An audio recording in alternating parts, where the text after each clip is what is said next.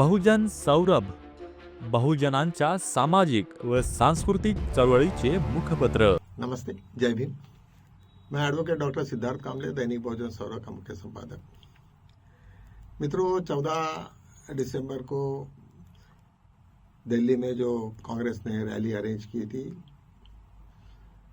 वो रैली के बाद में बीजेपी के तो पूरे होश उड़ गए और इस तरीका से होश उड़ गए कि उन्होंने वही पिन रिपीट की जो इसके पहले बिहार में जब इलेक्शन हुआ था। इलेक्शन के पहले एक ऐसा ही मसला हुआ था कि जहां राहुल गांधी और तेजस्वी यादव ये दोनों जन एक मंच पे थे, फिर बाद में उसके बाद में दूसरी जगह गए। जब वहां पे दूसरी जगह गए और वहां पे कोई तो भी आज लोग जाके वही बैनर के अंडर में कुछ तो भी मोदी जी को उनकी माँ के बारे में कुछ गलत सलत बातें की है। सेम चीज इस वक्त भी रिपीट किया गया है, जब उनको मालूम था कि कांग्रेस के ऊपर में हमला कैसे करना है। हमला तो वैसे नहीं कर सकते मुद्दों से, और मुद्दों से जब हमला नहीं कर सकते तो चोरी चुप के कुछ ना कुछ ऐसा प्लांट करो कि जिसके वजह से हम लोगों को स्कोप मिले बदमाशी के लिए या कुछ बात करने के लिए या हमला करने के लिए। ऐसा कुछ हुआ नहीं। जब पार्लियामेंट में जब चालू हुआ तब दोनों हाउसेस में इस तरीका से भाषा का इस्तेमाल किया गया कि नहीं, प्रधानमंत्री को उन्हीं की भाषा में ऐसा हुआ कि कब्र खोदे, नरेंद्र मोदी की कब्र खुदेगी आज नहीं तो कल, ऐसी इस टाइप का कुछ भाषा था। ये बीजेपी ने खुद बताई है हमें। तो वो उसके ऊपर में जब सोनिया राहुल आपने प्रियंका गांधी जब बाहर आई और उसको पूछा गया पत्रकारों ने कि इसके ऊपर में क्या कहना है, तो सबसे पहले उन्होंने ये कहा कि भाई ये तो बात हमें तो मालूम नहीं, स्टेज पे तो कुछ हुआ नहीं है, कोई पब्लिक में कोई बात हो भी गई होगी तो हमें नहीं मालूम, आप उनको पकड़ के ला तो हम उससे बात करेंगे, लेकिन जो संसद के बाहर की बातें हैं वो यहाँ पे क्यों आई। जब 0 आवर्स में जब बात करने की है, देश के अति महत्व के जो प्रश्न है जिसके ऊपर में चर्चा करनी चाहिए, वहां से वो बीजेपी भाग रही है और जबरदस्ती से भाग रही है। कहने का मतलब क्या है कि जिस तरीका से प्रियंका गांधी का अटैक है पूरे संसद के ऊपर में और बीजेपी के ऊपर में, उनके चाल चलन पे, और किस तरीका से वो आंसर्स देने को, उत्तर देने को किस तरीका से घबराती है और कतर के जाने की मूड में रहती है, इसके बारे में उन्होंने जब कहा तो बीजेपी की तो काफी हवा टाइट हो गई है। और मुझे लगता है कि जब कोई संस्था, कोई जब देश चलाने वाले लोग यदि जब निकम्मे हो तो इसी प्रकार से कुछ ना कुछ ऐसे ही कुछ करते रहते कि जिसके वजह से वो कुछ वहां से वो पतली गली से भाग जाए और लोगों को अपनी शक्ल न बताए। लेकिन लोकतंत्र में ये सब चीजें चलती है। लेकिन मुझे लगता है कि जब भी कभी ये पूरा देश देखता है कि तुम किस तरीका से क्या कर रहे हो और किस क्या नहीं कर रहे हो, तब निश्चित रूप से ये सब बात सब लोगों के लिए है। राहुल गांधी ने कल फिर अपनी वही पुरानी बात को दोहराया है। उन्होंने कहा कि भाई आज बीजेपी वहां पे जो पूरे के पूरी वो आरएसएस की इशारे से चल रही है, और आरएसएस ने अभी पोर्ट ब्लेयर में ऐसी भाषा का इस्तेमाल किया है कि हमें सत्य से कोई लेना देना नहीं, हमें किसी भी हालत में सत्ता चाहिए। ये बात इतनी दर्द लायक बात है कि हम कोई भी कुछ भी झूठ बोलो, कुछ भी बोलो, लेकिन अपने हाथ में सत्ता रखो। ये क्या सिचुएशन है। आज हमें ऐसा लगता है कि वही पुराना जब पेशवाई का जमाना था, जहां दलितों को जिस तरीका से जो भी हुआ वो सब इतिहास सभी को मालूम है, उसको वो इतिहास की तरफ में जा रहे या क्या कर रहे हैं, इस तरीका से लोगों को लगता है कि ये क्या है, ये किस तरीका से चलेगा। अभी ये नए युग में नहीं सब चलता है। झूठ बोलोगे तो तुरंत पकड़ में आओगे। आजकल सब ऐसे इलेक्ट्रॉनिक्स मीडिया है कि तुमने झूठ को रखो तो 1-2 मिनट में कहता है कि ये फेक है, ये नहीं है। इस तरीका से यदि यही चलते रहा तो मुझे लगता है कि जल्दी ही बीजेपी को अपना बिस्तरा लपेटना पड़ेगा। इतने मशीनें आ गई, इतने यंत्र है, आज ना कल वो सब के सब पकड़े जाएंगे और सब के सब लोगों को बर्बाद करेंगे। मुझे लगता है बीजेपी को जिस तरीका से जो अपने मशीनों पे कितना भरोसा है क्या है मुझे नहीं मालूम, लेकिन अभी जैसे भी बिहार का इलेक्शन हो गया तो उसके बाद में सभी लोगों की आंखें खुल गई है और उनको लगा कि अभी इन लोगों की मोड ऑफ ऑपरेटिंग कैसे रही है। सब लोगों ने और राहुल गांधी ने जिस तरीका से आह्वान किया उनको कि भाई ये चीजें करो, और यहाँ तक बोला कि चीफ इलेक्शन कमीशन और उसके 2 साथी उनके नाम लेके उन्होंने कहा कि हम तो छोड़ेंगे नहीं, जब ये उन्होंने कितने भी कायदे बदल दिए, लेकिन हम फिर दोबारा वो कायदे को चेंज करके फिर इनको पनिशमेंट देंगे। जब ये बात कहने से तो मुझे लगता है कि काफ़ी घबराए होंगे। उसके साथ में कई कलेक्टर्स है, डिप्टी कलेक्टर्स है, बहुत सारी पूरी यंत्रणा है जो उसमें पूरी इन्वॉल्व है, होड़ चोरी में ये है। मित्रों, चाहे वो छोटी बात हो या बड़ी बात, जब कोई बड़े भी पैमाने में तुम करोगे, लेकिन झूठ झूठ ही है। जब पकड़े जाओगे तो झूठ पकड़े जाएगा, तो सजा भी है। कॉन्स्टिट्यूशन में बाबा साहब ने सब जगह पे हमारे यहाँ झूठ को, जो भी झूठ बोलेगा उसको, तुम्हारे यहाँ बिगिनिंग ही हमारी झूठ को नहीं बोलूंगा। जब भी कभी तुम कोर्ट में जाते हो तो सबसे पहले वो गीता के ऊपर में या कोई भी बाइबल हो या किसी भी धर्म ग्रंथ के ऊपर में तुम्हें यही पहले शपथ देते कि जो भी मैं बोलूंगा वह सच बोलूंगा, सच के अलावा कुछ नहीं कहूंगा। और आरएसएस कह रही कि हम सब कभी भी सच नहीं बोलेंगे, हम झूठ ही बोलेंगे और झूठ के अलावा नहीं बोलेंगे। इस तरीका से यदि जब चलता है तो अनकॉन्स्टिट्यूशनल बातें हैं, और अनकॉन्स्टिट्यूशनल बातें लोगों को ज्यादा दिन तक नहीं खींचती है।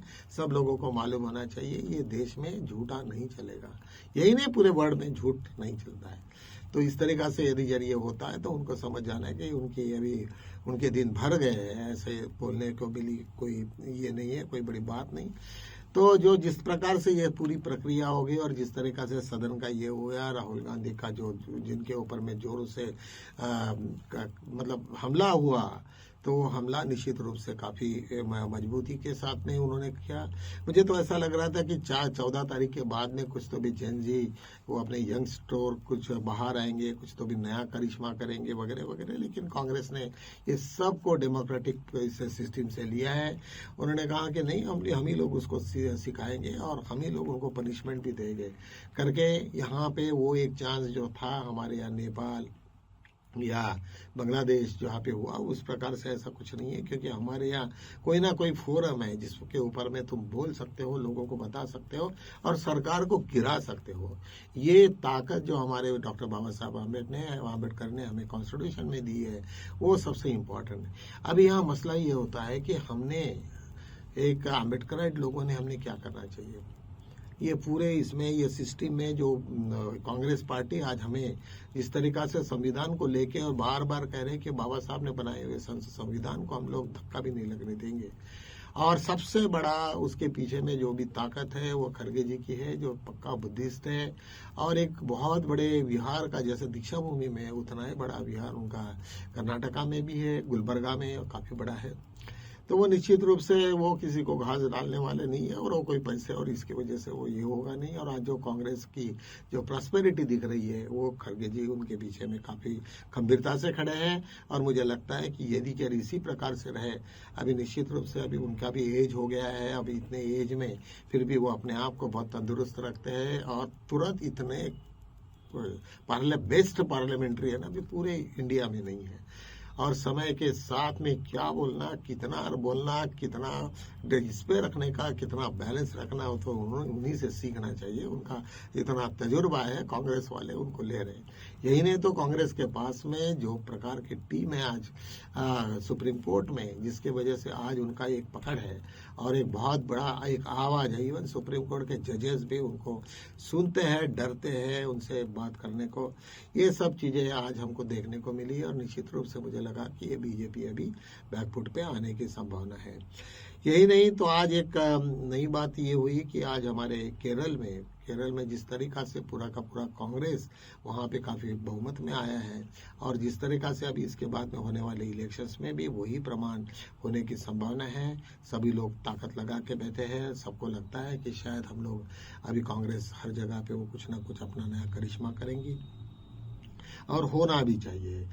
तो वो एक हमारे लिए एक बहुत बड़ी बात है। सेकंडली, आज यहाँ पे press conference press club of India का इलेक्शन हुआ था, और वहाँ पे एक संगीता बरुआ पिशारोत्री करके एक लेडी है, काफी यंग है, डायनामिक है, और वो प्रेस ट्रस्ट की काफी बड़ी इस अध्यक्षा है। तो निश्चित रूप से वो कह रही है कि हमें इस वक्त मोदी जी का एक प्रेस कॉन्फ्रेंस तो लेने की हमें देखते हैं कि वो किस प्रकार से वो आते हैं या नहीं आते हैं और क्या होगा। उसके वजह से पूरा बीजेपी डरा हुआ है, क्योंकि प्रेस क्लब के हाथ में बहुत कुछ है, बहुत सारे लोगों का भी है, मीडिया का सब कुछ है। वहाँ का भी एक इलेक्शन होके वहाँ पे प्रेसिडेंटशिप ये होता है। एक आज और एक बात ये हुई कि हमारे यहाँ पे प्रशांत किशोर की और प्रियंका गांधी के साथ में कोई डिस्कशंस हुआ, कोई बात चली है। प्रियंका गांधी को जब पूछा है तो उन्होंने कहा कि भाई ये कोई प्रश्न है, वो आना जाना मिलना तो हमारा चलते रहेगा सबसे, लेकिन ये कोई ये प्रेस को मुझे देने वाला कोई ये है क्या? तुरंत उसने उसको फेंक दिया उठा के। लोगों ने कहा कि लोगों ने देखा भी होगा, प्रशांत किशोर ने उनसे बात की होगी, या उनको लगता भी होगा शायद कि भाई ये अभी कांग्रेस में यदि जरूर आना चाहते तो उनका तो वेलकम है। तो ऐसे सिचुएशन में उन्होंने जिस तरीका से वो पूरा ये मसला हैंडल किया, तो निश्चित रूप से मुझे लगता है कि वो एक अच्छा ये हुआ। एक आज और एक नई चीज सामने में आई है कि बीजेपी ने अपने अध्यक्ष को नितिन नवीन करके, जो वहाँ पे बिहार के हैं, तो वो ऐसा सुनने में आया है कि वो शाह और आरएसएस के काफी नजदीक के हैं। शायद हो सकता है कि उसके वजह से नरेंद्र मोदी जी शायद वो साइड ट्रैक में जाएंगे आने वाले दिनों में। शायद इनको आरएसएस को यही लग रहा कि हम लोग ज्यादा से ज्यादा अमित शाह को वो प्राइम मिनिस्टर बनाने के इसमें हो गए, या लेकिन अभी 19 तारीख का उन्होंने, कुछ लोगों ने बोला है, अभी हमें यही नहीं मालूम कि 19 तारीख को क्या होने वाला है, क्योंकि जो जेफरी स्टिंग की जो फाइलें हैं वो शायद खुलने आने वाली है और उसमें शायद बहुत सारे लोगों का यहाँ पे कुछ ना कुछ तख्ता पलट होगा। तो ऐसे सिचुएशन में अभी आज कोई भी चीज में किसी पे बोलना ये बराबर नहीं, ठीक नहीं है। शायद हो सकता है कि फालतू ये बातों में कोई मतलब नहीं है। तो चलो आज हम लोग यहीं रुकते हैं, मिलेंगे कल, तब तक के लिए जय भीम।